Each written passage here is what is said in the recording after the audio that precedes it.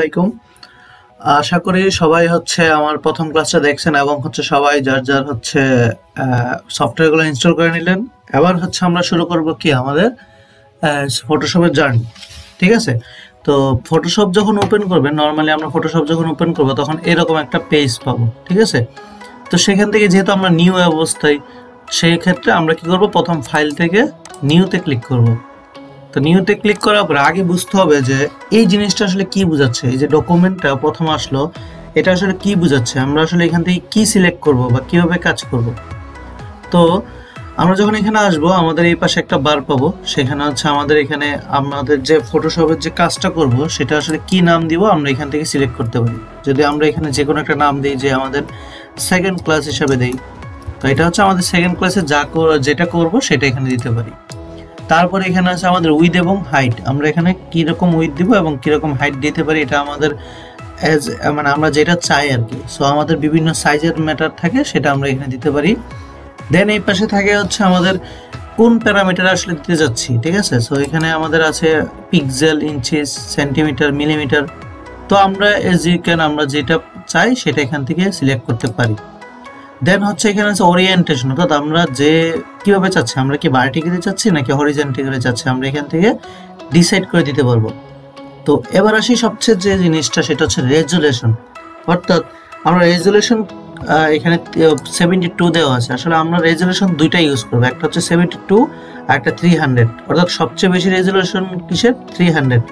তো এবার মনে রাখবো, আমরা যেগুলো ওয়েবে ইউজ করবো, ওয়েব মানে কি ফেসবুক বা কোথাও ওয়েবে শেয়ার করবো, অর্থাৎ প্রিন্ট করবো না, সেখানে আমরা রেজুলেশন রাখবো সবসময় 72। আবার বলি, যেখানে আমরা প্রিন্ট করব না, যে ছবিগুলো বা যে পিকচারগুলো আমরা প্রিন্ট করব না, সেখানে আমরা রেজুলেশন রাখবো 72। এবং এই যে এখানে আছে একটা কালার মোড রাখবো এখানে দেখবো আমরা RGB। অর্থাৎ তাহলে কি বুঝলাম, যেখানে আমরা প্রিন্ট করব না, যে ছবিগুলো বা যে কাজগুলো আমরা প্রিন্ট করব না, সেখানে আমরা রেজুলেশন রাখবো 72 আর কালার মোড রাখবো RGB। ঠিক আছে, তো এখানে ব্যাকগ্রাউন্ড আমরা চাইলে সাদা অথবা ব্ল্যাক অথবা ব্যাকগ্রাউন্ড কালার যে কোনো একটা আমরা নিতে পারি। তো আমরা আপাতত সাদা নিতে পারি। দেন এই পাশে একটা আছে বিট, অর্থাৎ আমরা কত বিট নিতে চাই। বিট মানে যে কালারটা কতটুক ছড়ায় পড়বে, সবচেয়ে বেশি রেজুলেশনে 32 নিতে পারি। তো এই আমাদের আসলে বেসিক সেটিংসটা।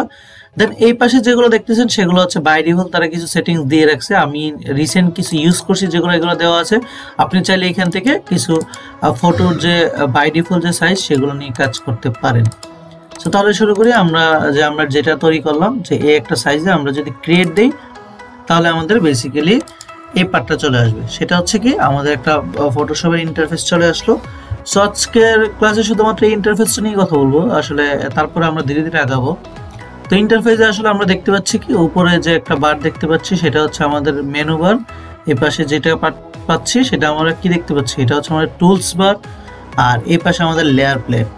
ঠিক আছে, আর বাকি সব টুকটাক আছে। সো সবাই যখন ওপেন করবেন এরকম একটা দেখতে পারবেন। সো আশা করি এইটুকু সবাই করতে পারছেন। সো ধন্যবাদ এই ভিডিওটা দেখার জন্য।